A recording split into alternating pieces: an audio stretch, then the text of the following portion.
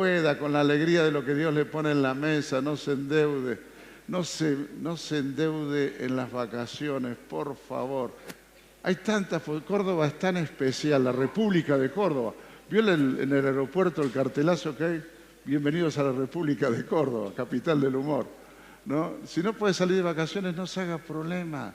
No sea como el vecino que se endeuda y después anda comiendo arroz todo el año. Disfrute Córdoba como pueda y va a ver qué lindo es hacerlo con el Señor. También quiero simplemente recordar que el próximo domingo, primer domingo del año, vamos a tener la Santa Cena, pero en esta Santa Cena habrá una particularidad porque vamos a enfocarnos en sanidad. Vamos a orar por sanidad y unción con aceite a los enfermos. Por eso quiero animarle que usted invite a otro. ¿Cuántos creen que Dios sana? Bueno, dígamelo con alegría y una sonrisa. ¿Cuántos creen que Dios sana? Ah, más vale. Porque sí, amén, a mí me... Hermano, y el diablo te va a creer así. Yo creo que Dios sana, yo creo que Dios restaura y esta Santa Cena va a tener esta particularidad. Vamos a enfocarnos en orar específicamente por enfermos, por restauración, por restitución. Usted va a tener la información durante toda la semana a través de las redes sociales. Y también me dicen que el campamento de jóvenes, que por favor los que van a participar del campamento de jóvenes hablen con el liderazgo, porque se acortan los tiempos, los números se van yendo, creo que la última semana para congelar el precio. Así que, y si usted es un hombre o una mujer de fe y quiere sembrar en la vida de un joven, dele una ofrenda específica, hable también con el liderazgo para que puedan estar recibiendo a los chicos. Hay muchos chicos que no pueden por diferentes razones, pero hay otros que necesitan un poco de ayuda. Entonces vamos a ser generosos también en esto. Ando de la garganta media chao. ¿Cuántos andan chao de la garganta? No, ventilador, aire acondicionado. Pero como ayer se me rompió el turbo. Se me rompió el turbo ayer, así que no estamos sin turbo. Quiero que me preste atención en algo. Para entender la palabra profética que Dios nos ha dado en este año, hay algunas cosas que tenemos que entender. Primero va a tener una introducción, porque necesitamos entender el contexto de esta palabra. Y lo segundo que es importante es que yo no sé qué palabra le dará Dios a la iglesia de aquí a la vuelta, ni qué palabra le dará a las iglesias del centro, ni qué palabra le dará a una iglesia en Estados Unidos. Yo sí sé que Dios tiene una palabra para esta casa, amén. Y bajo esta casa caminamos bajo esa palabra. Porque vio que comienzan todos, es el año de esto, el año de lo otro, el año de aquello, y yo creo que Dios habla de manera particular y personal a cada congregación de acuerdo a la cosmovisión, a la cultura de la casa. Entonces, nosotros vamos a recibir una palabra que es para esta casa. Y si usted es parte de Somos Familia, yo le animo a que preste mucha atención porque Dios va a hacer cosas tremendas. Todo el año pasado caminamos, o este año, ya todavía no terminó, ¿bajo cuál palabra? Avanzamos. Y hemos visto la gracia del Señor en la vida de muchos de ustedes avanzando en proyectos personales, avanzando en estudios, avanzando económicamente, relacionalmente. Hemos visto la mano del Señor.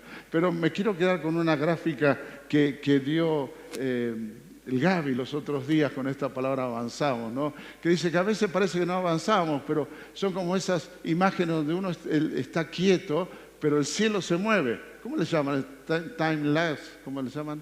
Es un movimiento que graban, un movimiento del sol, ¿no? Como que el cielo se mueve. Es una palabra en inglés que por supuesto no la voy a decir porque no la sé. Pero usted está quieto, pero el cielo se mueve. Entonces, mire mi hermano, Dios ha avanzado sobre su vida. Dígale que está a su lado. Dios avanzó sobre tu vida. Créele a Dios. Ha sido un año de avance, un año de conquista. Pero ahora estamos saliendo de esto y desde este tiempo a esta parte estamos viendo lo que Dios quiere para nuestras vidas como congregación.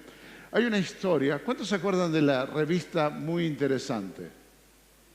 ¿No? Algunos, los de mi generación más o menos nos acordamos, pero hay algunos que todavía... Ya no existe más la revista, los gráficos, los papeles, ya no existe más. Pero todavía se la consigue en internet y hay cosas muy interesantes en la revista Muy Interesante, ¿no? Y leí sobre una historia de un hombre que decidió no hablar más con nadie. El loco un día se levantó y dijo, no hablo más con nadie, se fue a la familia y les dijo, ya vuelvo. Y se tomó el palo por 24 años. 24 años desapareció. Dicen que él fue a vivir a una región remota en medio de la montaña solo por 24 años porque se cansó de hablar con la gente, ¿no? Pero 24 años después se ve que volvieron las ganas de hablar con alguien y volvió. O sea, sus últimas palabras antes de irse fue, ya vuelvo. Y sus primeras palabras después de 24 años, cuando volvió, ¿sabe lo que dijo? Hola, ¿cómo están? ¿Me perdí de algo? Fue a matarlo. 24 años me perdí de algo. ¿No? Pero esto es un hecho real. De hecho, los datos, toda la información usted la va a encontrar en esa revista, ¿no? Me perdí de algo. Ahora bien, ¿qué le dirías vos a alguien que te vas y decidís no hablarle nunca más en tu vida? O por un periodo de tiempo. ¿Qué le dirías, por ejemplo, a alguien si vos decís, bueno, yo no voy a hablar más con Mónica, por 10 años no hablo más con Mónica, ¿qué le dirías? ¿No? O al revés, si por alguna razón alguien dejara de hablarte por 10 años, ¿qué escucharías de él? ¿Qué escucharías? Bueno, yo sí sé lo que le voy a decir a alguien que decida no hablarle nunca más. Seguramente le diré de procesos, de cosas que debe hacer, sugerencias sobre su vida y después tranquilamente no le hablo más. Pero, ¿por qué le cuento esto? Porque en la historia bíblica el Señor decidió hacer silencio por 400 años. Durante 400 años Dios no le habló a su pueblo. Ese es lo que se llama el periodo intertestamentario, que es entre el Antiguo y el Nuevo Testamento. Durante 400 años Dios dijo, no hablo más con mi pueblo. Desde Génesis hasta Malaquías, el Señor habla cara a cara, habla a través de reyes, de los jueces en el Antiguo Testamento, a través de sacerdotes, a través de profetas, a través de hombres y mujeres laicos, simples. Dios hablaba. De hecho, habló a través de una burra también. El Señor habló siempre con su pueblo, hasta que un día dijo, por 400 años no voy a hablar más. 400 años en ese periodo intertestamentario, el Señor, o los 400 años de silencio entre el Antiguo Testamento y el Nuevo Testamento, el Señor no habló. Y ese periodo de tiempo, 400 años, 4 siglos, ese periodo de tiempo se caracterizó en el pueblo de Israel por la ausencia de profetas. Y los sacerdotes que hubo eran todos unos corruptos. 400 años donde el silencio de Dios vino sobre el mundo y sobre su pueblo escogido. Cuando a veces Dios no nos responde una oración, ¿cuánto han vivido esa experiencia? ¿Cómo te pones? No, empezás a pensar qué hice, qué no hice, cómo hago, Señor, háblame, me pego la cabeza contra la pared. Hay una canción de Barak, creo que se llama Háblame, ¿no? Y está ahí desesperado. 400 años sin hablarle, donde no se levantaron profetas, donde no hubo lectura de la Biblia, del Antiguo Testamento, Pentateuco, donde no hubo escritura canónica, o sea, donde no hubo escritos que después se sumaran a la Biblia. Hubo un silencio absoluto, pero en esos 400 años hubo cambios políticos increíbles. Los imperios griego y romano surgieron, la traducción del Antiguo Testamento al griego, lo que se llama la Septuaginta. Por primera vez los griegos leían del hebreo, no del hebreo, sino directamente en griego, la escritura del Antiguo Testamento. Y muchas cosas ocurrieron a nivel global, a nivel mundo, el mundo conocido de este tiempo, que prepararon la llegada del Mesías, el Señor Jesucristo. O sea, que Dios no hable no significa que Dios no trabaje. Dios lo sigue haciendo. Y en este contexto vemos que el último mensaje de Dios a Israel fue el libro de Malaquías. ¿Cuántos han leído Malaquías? No es un libro fácil de leer y no es un libro que se use mucho para predicar. A veces lo usamos para hablar del diezmo, pero está en un contexto diferente. Pero Malaquías es la última expresión de parte de Dios a su pueblo. Usted sabe que en este libro son 4 o 5 capítulos nada más, donde el Señor les reprende. Dios reprende a su pueblo. Lo último que le va a decir después de hacer 400 años de silencio es llamarle la atención por cosas que no estaban ordenadas. Pero cada vez que Él llama la atención por algo, inmediatamente usted va a leer en el libro de Malaquías a Dios recordando que ama a su pueblo, a Dios recordando que tiene misericordia, a Dios recordando una promesa. Acusa a Israel de la religión, de ser un pueblo que se dejó su relacionamiento con Dios y pasó a ser un pueblo religioso. Acusa a Israel de que sus cultos, sus reuniones, sus celebraciones eran corruptas, estaban contaminadas de humanidad. Pero siempre está recordando su amor. Hasta les acusa de robarles, de no presentarle al Señor ofrendas, diezmos, pero también les recuerda su amor. Pero les promete que enviará un profeta para preparar el camino del Mesías. Y sabe, usted lo ve en la vida de Juan el Bautista, porque 400 años Malaquías cierra el Antiguo Testamento y abre el Nuevo Testamento. ¿Qué libro? Mateo. Dígalo con ganas, si lo sabe, dígalo con ganas. ¿Qué libro es? Mateo. El Evangelio de Mateo comienza con una genealogía, Dios relevando la importancia de la familia. Y en este libro de Mateo, usted, que está escrito específicamente el Evangelio para los judíos, usted ve el amor de Dios renovado una y otra vez. Y ve a Juan el Bautista, el que prepara el camino para la venida del Mesías, del Cordero de Dios. Ahora, ¿por qué es importante este libro? ¿Por qué quiero darle esta introducción con este libro? Porque Malaquías significa mensajero de Dios. No se sabe si era el nombre del profeta, pero sí se sabe que fue un mensajero de Dios. De hecho, en el hebreo, en el original, la palabra Malaquías se traduce como ángel. ¿Recuerda la escritura? ¿No? Un ángel anuncia a María. Se le escribe al ángel de las 7 iglesias. Este libro, este mensajero de Dios, habla en un tiempo muy importante del pueblo de Israel, porque él profetiza esto en tiempos de Nehemías y Esdras. Nehemías y Esdras son los que reconstruyen juntos no solo las murallas, lo físico de Israel, sino también Esdras es un maestro por excelencia, encuentra los libros de la ley, se produce uno de los avivamientos más grandes que usted lee en el Antiguo Testamento. Lea Nehemías y Esdras, son libros maravillosos. Se escribe poco después de la reconstrucción de las murallas.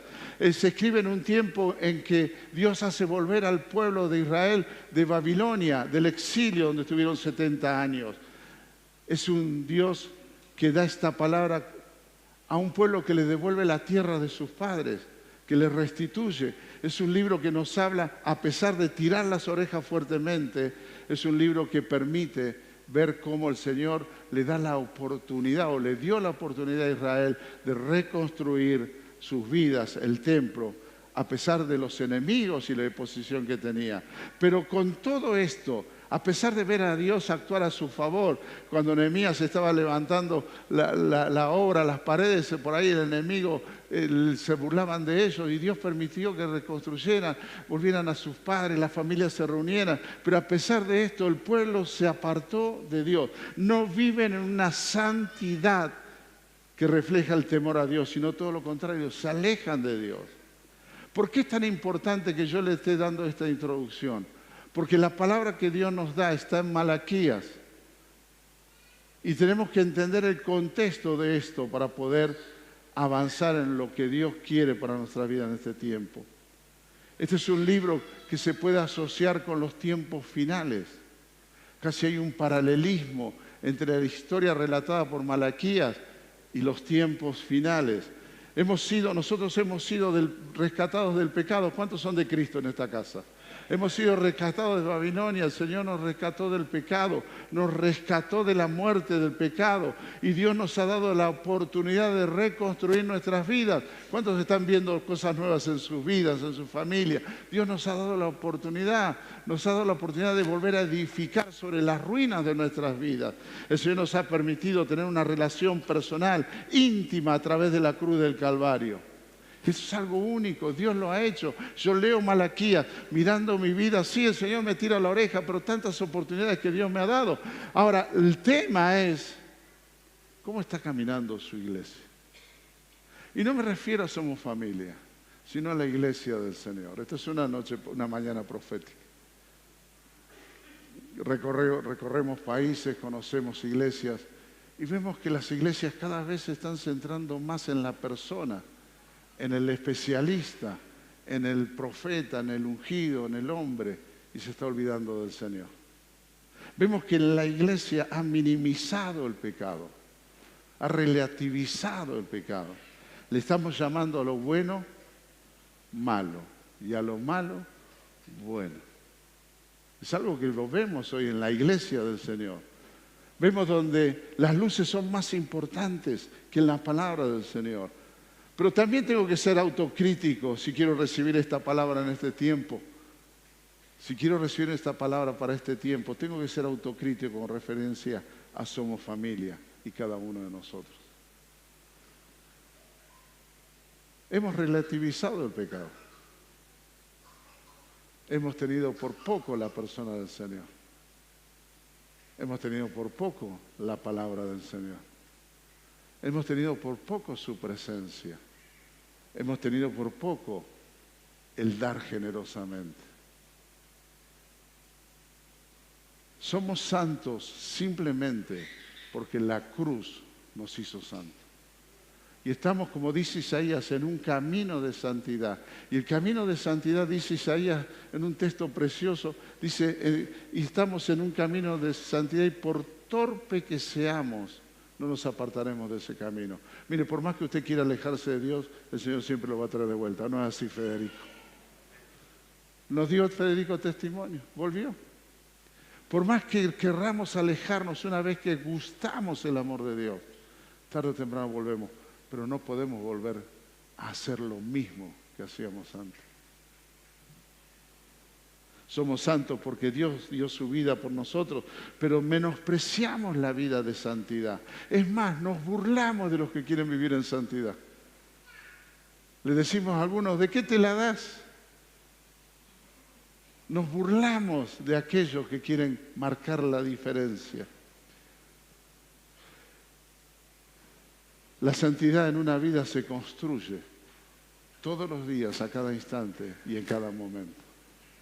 Es un trabajo arduo de construir santidad en mi vida. Me preguntaba ayer cuando terminaba las notas, ¿cómo está mi ofrenda de sacrificio vivo y agradable y santo delante del Señor? No de mi plata, plata da cualquiera, sino de mi vida al Señor. Si leemos Malaquías con ojos de este tiempo, vemos que Dios nos está hablando a nosotros, Dios me está hablando a mí, a Rubén. Leí Malaquías 2 veces esta semana completo, son 4 o 5 capítulos, lo leo muy rápido. Cada vez que lo leía, Dios me hablaba a mí, me tiraba a la oreja, me recordaba su amor, me tiraba a la oreja, recordaba su amor, me recuerda su pacto, me recuerda cómo yo rompí el pacto, me recuerda su misericordia y recuerda también cómo yo abusé de su misericordia. Es un libro interesante porque habla a una generación, a nuestra generación. Nosotros, mis hermanos, somos la generación que está preparando el camino para el regreso del Señor Jesucristo. Vos estás construyendo, enderezando veredas, estás preparando el camino para el regreso del Señor Jesucristo. Por eso es el paralelismo de Malaquías con este tiempo. Él dice, yo voy a enviar un profeta delante de él, delante del Mesías. Nosotros somos la generación, la iglesia del Señor que está preparando el camino para que Cristo regrese. Y cuando nos pongamos las pilas como iglesia, entonces el Señor vendrá más rápido que lo que pensamos. Necesitamos entender esto. De entender que su regreso está próximo. Pero ¿cómo estamos preparando el camino? ¿Cómo está mi vida, mi templo, mis ofrendas, mis diezmos, mi servicio? Mi honra a Dios, mi honra al hermano. ¿Cómo está mi santidad? Malaquías nos está desafiando a ser una generación única en la historia de la humanidad. Única en la historia de la humanidad, una generación, una iglesia llena del poder del Espíritu Santo, llena de palabra, una iglesia como en los primeros tiempos, poderosa en señales, prodigios y milagros, una iglesia en la cual los avivamientos no son algo que esperamos, sino algo que vivimos. Esa es la iglesia que el Señor quiere preparar para este tiempo. Tenemos ese privilegio. Dígale al que está a su lado, yo tengo el privilegio de ser parte de esta iglesia del Señor. Dígaselo, porque esto es algo precioso. Pero debo entender que el Señor viene pronto a buscar una iglesia santa, pura, sin mancha. ¿Cómo está tu ropa? Santa, pura, sin manchas. ¿Cómo está tu matrimonio? ¿Cómo está tu familia? ¿Cómo están tus hijos? ¿Cómo estás vos, joven, adolescente? ¿Cómo están los niños? ¿Qué le permitís que tus hijos miren el celular? Estoy preparando hace varios días, semanas, una predicación exclusivamente sobre el tema celular. No tengo permiso del Señor de darlo porque me estoy nutriendo de mucha información que desconozco. Pero el Señor viene a buscar una iglesia pura, sin mancha. ¿Y sabe qué? Dice la Escritura que Él la está preparando. Él está preparando esa iglesia para presentársela a sí mismo. Él está trabajando en nosotros. Él nos da esta oportunidad de entrar en un año 2026 bajo una premisa profética diferente a la que hemos caminado hasta este tiempo. Dios está hablando para que cerremos este ciclo 2025 y avancemos hacia lo nuevo que Dios quiere darnos, pero siendo la iglesia que Él sueña con venir a buscar y contagiar así a otros de esta hermosura de ser la iglesia del Señor. A principios de este año, en abril, en una de las iglesias que visitamos en Brasil, impartí 3 palabras de parte del Señor, que fue al final del culto, ya fuera del contexto, ya habían orado, ya había sido el altar. El Señor me da una palabra, se la imparto al pastor y hace poquito me mandaron una foto en la cual las 3 palabras están en el medio del templo, ¿no? Y realmente yo pensé, digo, bueno, son para ese tiempo, para esa iglesia, pero últimamente después del aniversario nuestro aquí en la iglesia, que entramos en un tiempo de búsqueda del Señor para que nos dé orientación profética, volvieron esas 3 palabras a mi corazón. Y fueron confirmadas por el Señor a través de un texto de Malaquías. Por eso la introducción, por eso toda esta introducción sobre Malaquías. Y entiendo en mi corazón que este es el texto que el Señor nos da como bandera profética para el 2026. Un texto que lleva un gran desafío, pero conlleva una tremenda bendición. De este texto se desprenden 3 palabras que son importantes, pero lea conmigo y vamos a ponernos de pie para leer la poderosa palabra de Dios. Póngase de pie, iglesia. Aún los niños se van a poner de pie. Todos en esta casa nos ponemos de pie para leer la palabra del Señor. Malaquías capítulo 4, versículo 2 en la Nueva Versión Internacional. Si usted lo tiene allí, vamos a leerlo juntos, por favor. Malaquías capítulo 4, versículo 2, Nueva Versión Internacional. Dice el Señor, al cuenta de 3. 1, 2, 3.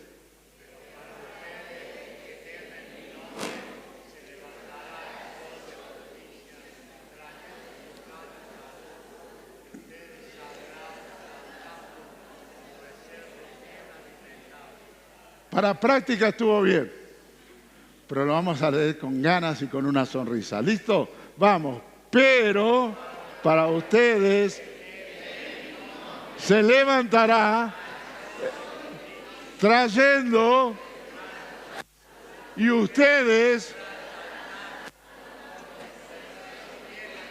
cuando reciben esta palabra, denle un aplauso al Señor, porque Dios lo va a cumplir. Dios lo va a cumplir. Dios traerá justicia y salud a tu vida. Toma asiento, becerro bien alimentado. Por no decirte, lo dice la Biblia. Qué tremendo pasaje en un contexto de tirar las orejas, de recordar de su amor, contexto histórico muy especial, muy parecido al tiempo que vivimos, en una semejanza con nuestras vidas. El Señor nos trae esta palabra. Pero a ustedes que temen mi nombre, subraye temen, mi nombre, se levantará el sol de justicia, subraye justicia, trayendo sus rayos salud, subraye salud, y ustedes saldrán saltando como becerros bien alimentados, como vaca gorda, que le abre el corral y sale a buscar más pasto encima. Esta palabra yo entiendo que Dios nos está dando. La clave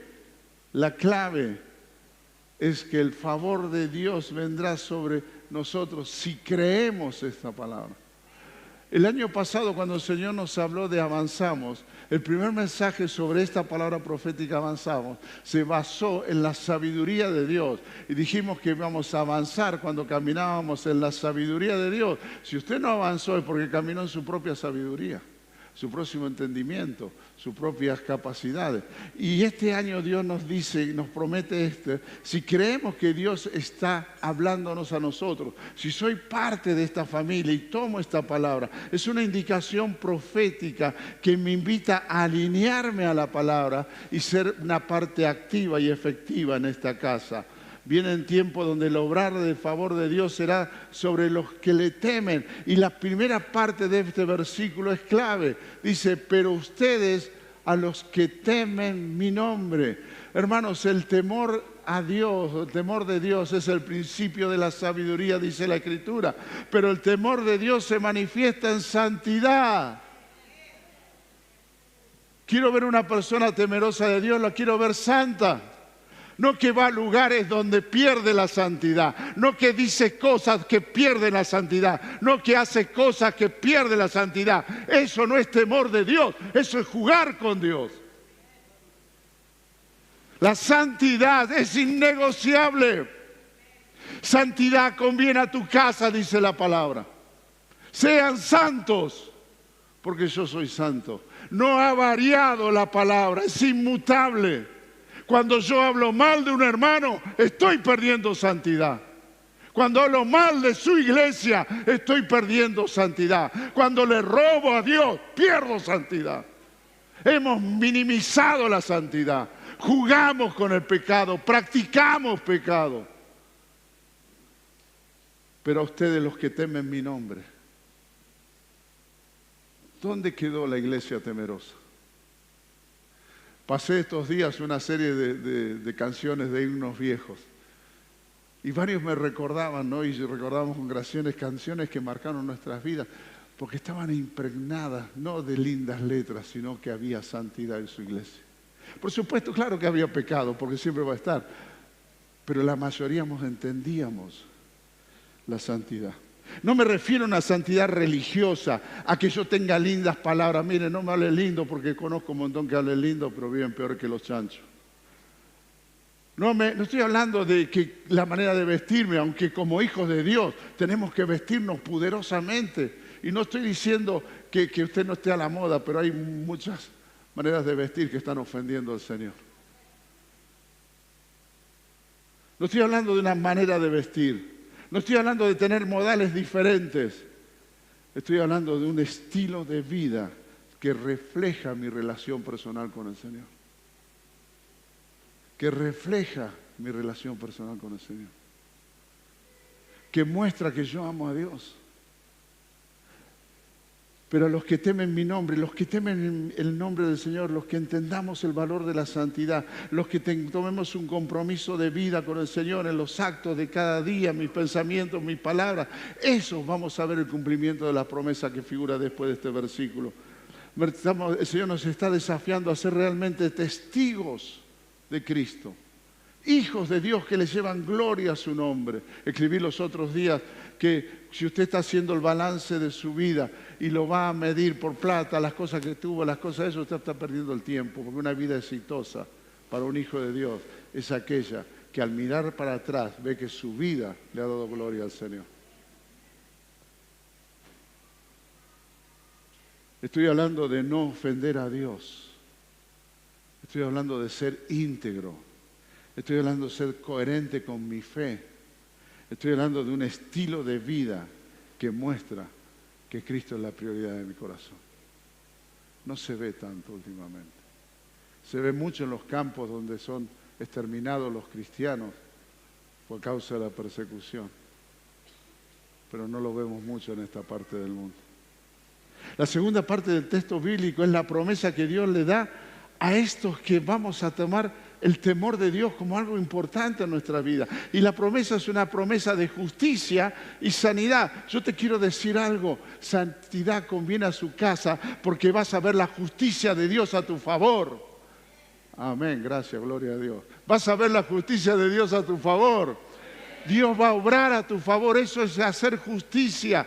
Dios va a obrar a tu favor. Y no solo eso, sino que Dios va a traer sanidad. Y la sanidad de Dios no es la manifestación física de mi salud, es integral.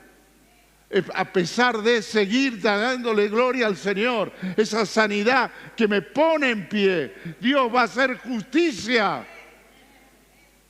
Y tenés que dar testimonio de cómo Dios hizo justicia. Ya después hablamos.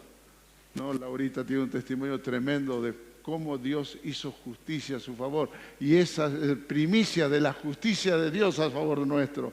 Y solamente eso, Dios va a traer sanidad integral, física, emocional, relacional, financiera. Dios lo va a hacer porque Él lo promete y Él cumple. El temor de Dios es la clave. La tercera parte de este versículo me encanta.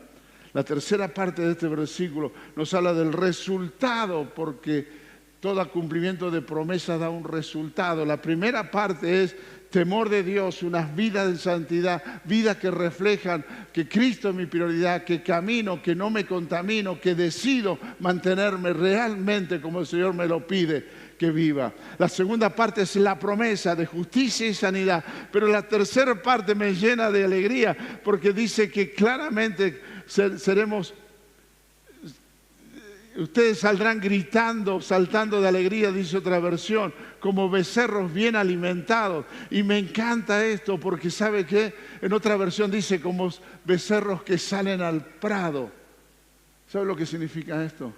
Que Dios no solo me va a hacer justicia, no solamente va a sanar mi vida, sino que se abrirán las puertas de muchos lugares y yo voy a poder pasar por esas puertas y bien alimentado tendré alegría en mi vida, el gozo del Señor. Dígale que está a su lado, cambia la cara, cabezón. Parece que estuviéramos en el requiem del... Hemos perdido la alegría. Nos ha robado Satanás la alegría. Buscamos el placer inmediato en un montón de estupideces, pero hemos perdido la alegría de ser hijos de Dios. ¿Sabe cuál es la imagen que yo tenía cuando leía este pasaje? La imagen de un Dios que hace justicia, un Dios que me sana, que me abre las puertas para que yo pueda salir a jugar. Se va a salir a disfrutar la vida, pueda salir a saltar. ¿Y sabe qué? Bien alimentado. ¿Cuánto han aumentado de peso en estos días? 1 kilo aumenté yo, y eso que me cuido. Pero ¿entiende lo que el Señor está diciendo? El Señor está diciendo que nos devolverá la alegría. Entiendo que el Señor va a cumplir su promesa y nos va a revestir de alegría por el simple hecho de ver su mano a nuestro favor. Me encanta esta figura porque habla una figura de plenitud, de libertad. Es lo que Dios va a traer sobre nosotros. Justicia, sanidad, libertad, provisión de parte del Señor. Pero es innegable la santidad. De lo cual desprende una segunda palabra, la humildad. La Biblia dice claramente que Dios, ¿qué? Resiste al orgulloso y da gracia al humilde. La santidad se refleja en una vida de humildad. Apenas se te subís al caballo o le pones la pata en el estribo para subirte al caballo, perdés la santidad. Aquellos que dicen yo solo puedo, son orgullosos, autosuficientes. Aquellos que entienden que en sus capacidades pueden, son orgullosos. Y el orgullo es resistido por el Señor. Tenía una imagen que yo hacía hace muchos años, no sé si se acuerdan la que hacía con resistir. ¿Se acuerdan de esa imagen? ¿Cuántos se acuerdan de esa imagen? Vení, Gaby, vení acá. La vamos a repetir porque hay gente nueva. Uy, no sé cómo te había levantado. Estás gordito, ¿no? Estás gordito. Vení, avanzá. Dios resiste a los soberbios orgullosos. Esto hace Dios con tu orgullo. No te deja entrar a un tiempo de bendición. En cambio, a los humildes, el Señor los levanta y les da gracia. Antes los levantaba con 2 manos, ya no tengo fuerza por eso. ¿Cómo está tu vida de humildad? ¿Cómo está tu vida de humildad? La humildad te hace dependiente del Señor. La humildad te permite honrar a otros. y honrar a la iglesia. 3 palabras que el Señor da para este año. Versículo Malaquías 4, 2. 3 palabras. Santidad, humildad, prosperidad. Santidad, humildad, prosperidad. Si sos de aquellos que están escuchando la voz del Señor y sos parte de esta casa, si te revolucionás en una vida de santidad, vas a caminar en humildad y el Dios de los cielos te va a dar prosperidad. La prosperidad que viene de su justicia, de su sanidad, la sanidad que viene de su amor hacia nosotros. La clave es santidad y humildad. El resultado, prosperidad, libertad. La prosperidad de Dios nunca se trató de dinero. Nunca se trató de dinero, ni de cuentas bancarias, ni de billeteras. Se trató de armonía, de unidad, de comunión, de relación. Eso es prosperidad. Entonces, si vos crees esta palabra que el Señor está diciendo, y vamos a volver a poner el versículo, por favor, claramente, que dice, pero a ustedes los que temen en mi nombre, los que caminan en santidad y humildad, Dios, se levantará el sol de justicia trayendo en sus rayos salud, y ustedes vendrán saltando como becerros, bien alimentados. Prosperidad, prosperidad. 3 palabras que el Señor imparte sobre esta casa en estos días para el año próximo. Santidad, humildad, prosperidad. Y le decía, Señor, ¿cómo tomamos esta palabra? Porque yo la tomo. No sé usted, yo la tomo. ¿Alguien la toma conmigo? ¿Alguien la toma? Los que no levantan el brazo vayan despidiéndose de la prosperidad, vayan despidiéndose de la sanidad, con 2 manos por allá. La única manera de poder tomar esta palabra es arrepintiéndonos de nuestros pecados. Pidiéndole perdón al Señor por no haber sido santos, no haber guardado la santidad, no haber caminado en respeto al Señor. Porque es así. Yo siempre digo que si hay un regalo que yo admiro, o mejor dicho, le doy muchas gracias al Señor, es el regalo de la confesión. Porque Él dice, confiesen sus pecados. Si no hubiera confesión, hermano, estaríamos todos en el horno. Todos en el horno, pero al poder confesar nuestros pecados, volvemos a foja cero y el Señor hace borrón y cuenta nueva. La santidad se pierde y si la perdemos la tenemos que recuperar. La única manera de recuperarla es en confesión delante del Señor. Los que quieran entrar en un tiempo de santidad, en humildad, para ver la prosperidad del Señor, cerrá tus ojos, inclina tu rostro ahí donde estás. El primer paso es hablar con Dios ahí donde está y pedirle perdón. Pedirle perdón por tus palabras, por tus manos, por lo que hiciste con tu cuerpo, lo que hiciste con tus pensamientos. Pedirle perdón al Señor por tu autoconmiseración, por tu autosuficiencia. Pedirle perdón al Señor por ser cabezón, cabezona. Pedirle al Señor porque te envolviste en orgullo y perdiste la humildad. Y decirle al Señor que te perdone.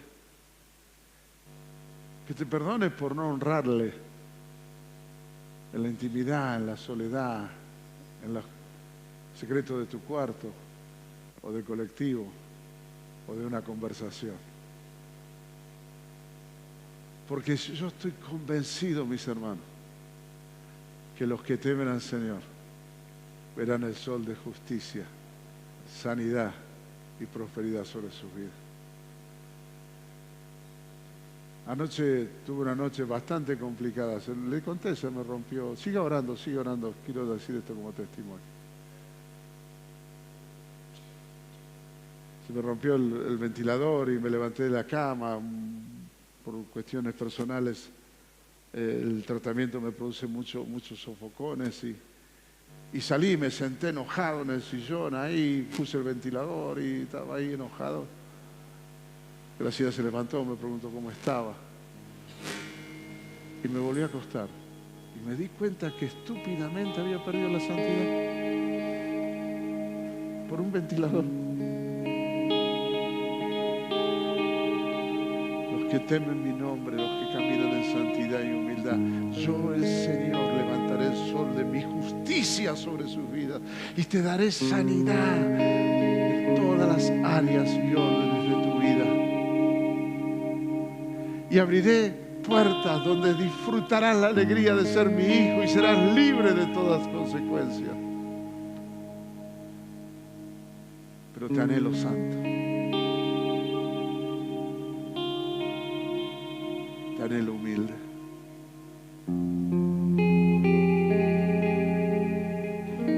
Si hablaste con el Señor y crees que Malaquías 4:12 es la palabra para tu vida, para esta casa, te invito a que te pongas de pie. Si no te pones de pie, tranquilo, no te hagas problema. Nadie te va a juzgar, ni lo tenés que hacer si no lo crees, pero si te pones de pie, tenés que alinearte a lo que Dios te está pidiendo. Porque el cumplimiento de toda profecía tiene que ver con fe en creer la palabra profética y alineamiento, acciones concretas hacia la palabra profetizada.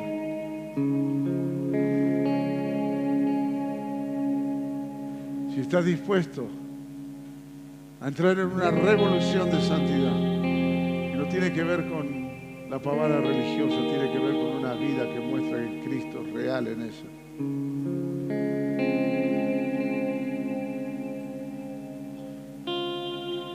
Si temes el nombre santo del Señor, camina en santidad y sé humilde. Sé humilde para que el Señor te tome en sus brazos, te levante y te exponga al sol de su justicia. En otra versión dice: y sobre sus alas vendrá mi sanidad. Y el Espíritu Santo traiga sanidad a tus relaciones, emociones, familia, economía, para que puedas volver a ser feliz y el gozo del Señor tu fortaleza y puedas salir de las cárceles donde te metiste y como vaca bien alimentada saltés. Pero la santidad conlleva compromisos que estaremos hablando más adelante. Dios bendiga a todos y cada uno que están en pie.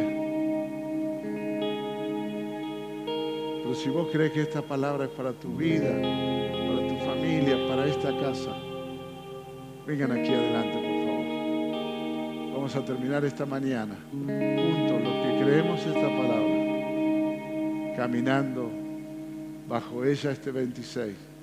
Vengan aquí adelante todos los que se